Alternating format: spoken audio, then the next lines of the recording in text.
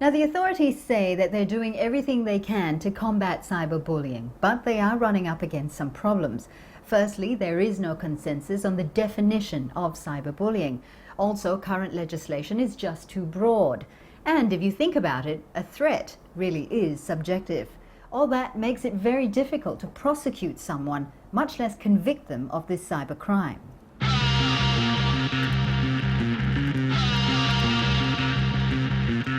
The problem is further compounded by the ambiguous, anonymous world of the internet.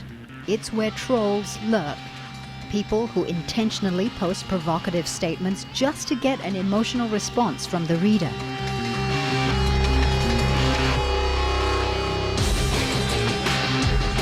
Internet trolls have been known to bring down websites, deface memorial pages with pornography, make racist comments in chat rooms, or set up websites poking fun at various people. They see it as teasing, pranking, a bit of fun. Others see them as bullies. I contacted an internet troll who agreed to speak to me, but only under the cover of anonymity. Most trolls are portrayed as mean, disgruntled, and socially inept. But Nebz came across as an intelligent, well-balanced, athletic 19-year-old with a wide circle of friends. We spoke about a Facebook page he helps run called FaceBeef, which singles out other Facebook users for ridicule.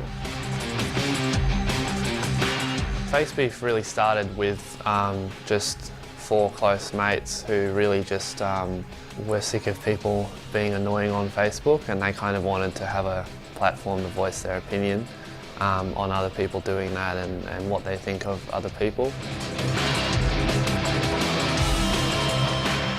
It started getting fans and started growing bigger, and it led onto just the general idea of trolling or causing a negative reaction.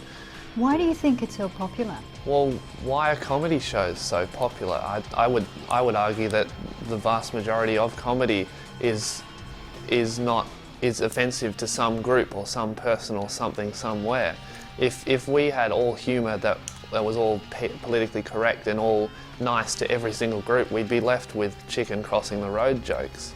I think that everybody's raised to be nice or say nothing, and that to me is censorship. I think if you think something is stupid, you should say so. How different is what you're doing to cyberbullying? I don't class myself as a cyberbully, but I've left countless messages on other people I don't know, just troll messages, and you don't get a response. And if you don't get a response, I'll very, very likely drop it and just move on to the next person who would provide a reaction. I have a laugh myself, and so do a few other people who see it, and the feeling that you've made somebody else halfway across the world be frustrated at words on a computer screen. What about, though, other people who may not be able to take your pranks or your jokes? They may take it to heart. Would you feel responsible if somebody tried to harm themselves because of certain comments that were made on your website?